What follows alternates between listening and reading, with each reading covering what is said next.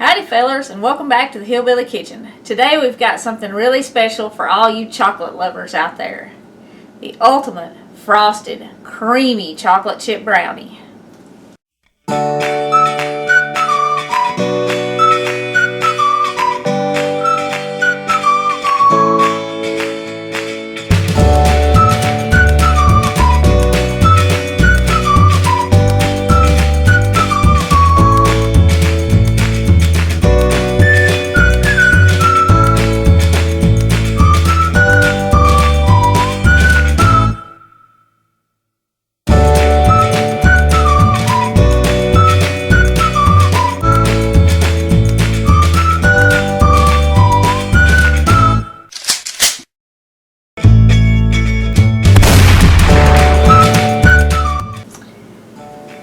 Okay, what you will need to make the brownies is 2 sticks of butter, which I put in the microwave and melted.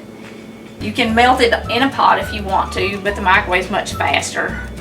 4 eggs, ½ teaspoon of baking powder, ¼ teaspoon of salt, 3/4 of a cup of cocoa, and it is unsweetened cocoa, 1 cup of plain flour, 2 teaspoons of vanilla extract, 2 cups of sugar, and you need a cup of milk chocolate chips.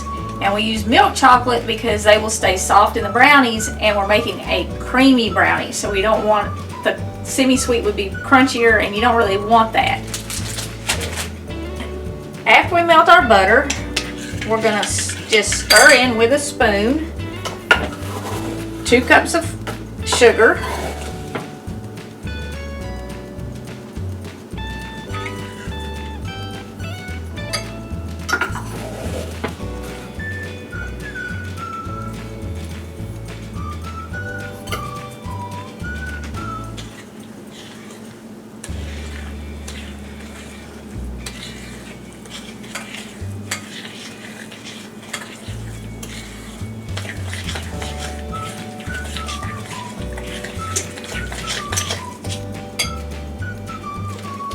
and 2 teaspoons of vanilla,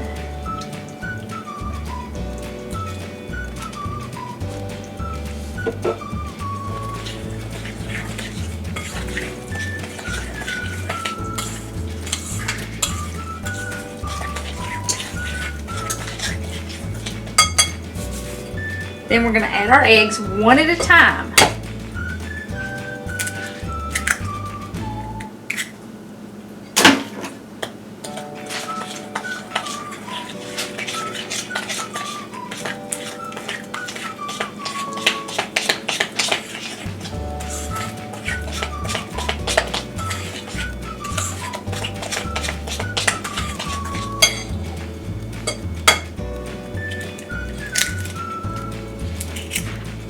You don't mix brownies with a mixer because mixing them that much changes the texture of them. So you do want to hand mix these.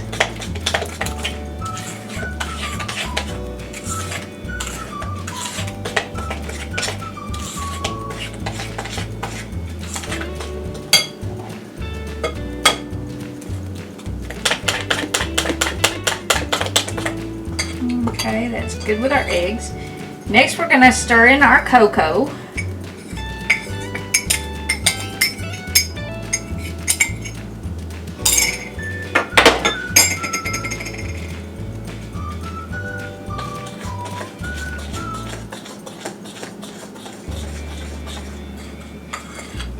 Okay, that's good. And it's okay if you have a few small lumps, it's not a big deal. I'm going to put my baking powder and my salt in my flour and just kind of pre-mix them a tiny bit before I dump them in my brownies.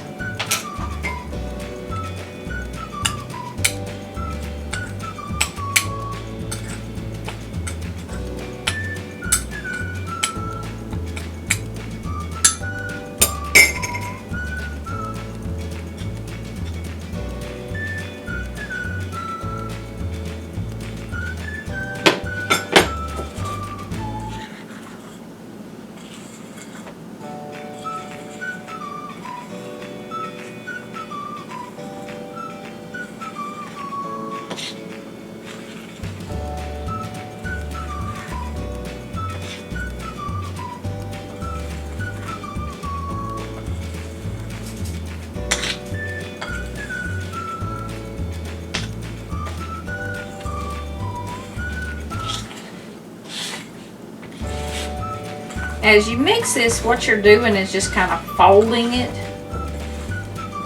Like I said, you really don't want to beat it with a mixer because it will change the texture of your brownies if you over mix it. Okay, that looks pretty good. The last thing I'm going to add is my cup of milk chocolate chips. And that's about half a bag. So I'm just kind of dividing the bag in half here and dumping half of them in there.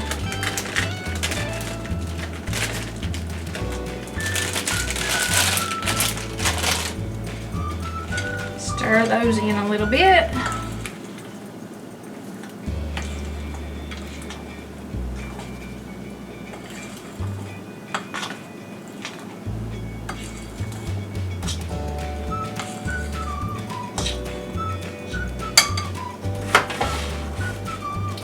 We're going to dump this into a 9 by 13 pan. You do need to grease your pan pretty good. And you can use cooking spray if you want to, but I just poured a little oil in and spread it around with a paper towel. I stopped using the cooking spray a few years ago when I realized that they must be putting something in it to make it come out of the can.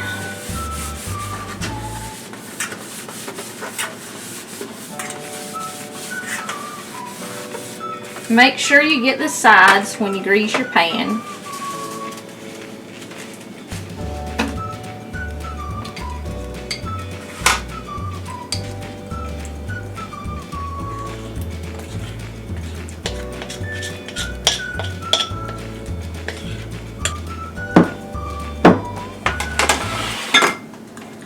Okay, kind of spread your brownie mixture out to the edges of your pan.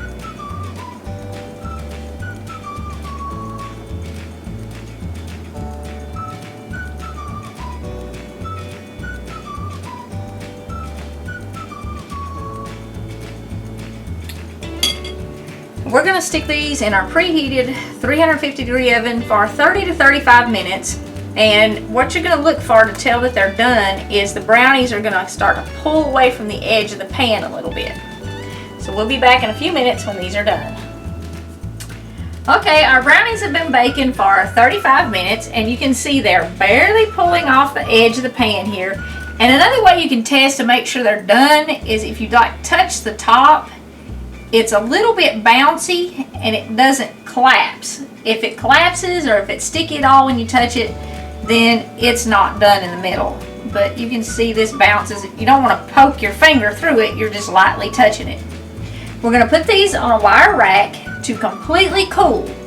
And while they're cooling, we're going to go make our creamy brownie frosting. So go check that out while your brownies are cooling, and we'll be back to show you what they look like when they're all cooled and frosted. And we're going to add this to the top of our brownies and spread it around.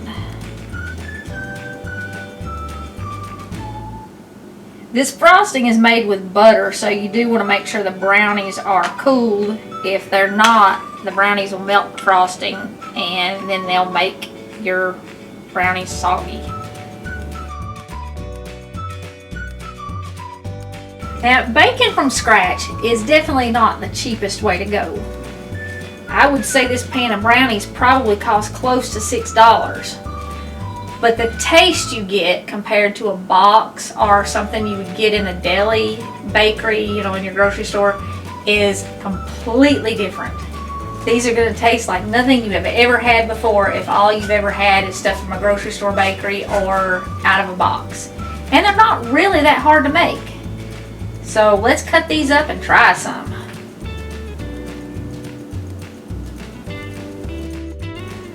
My goodness, look at that.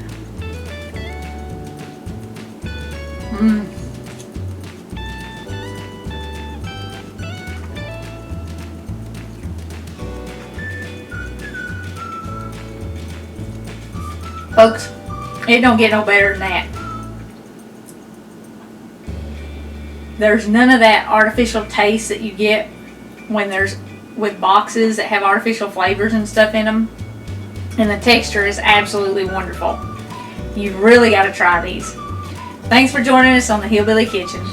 Don't forget to click like and subscribe, and be sure and join us next time for some real country cooking.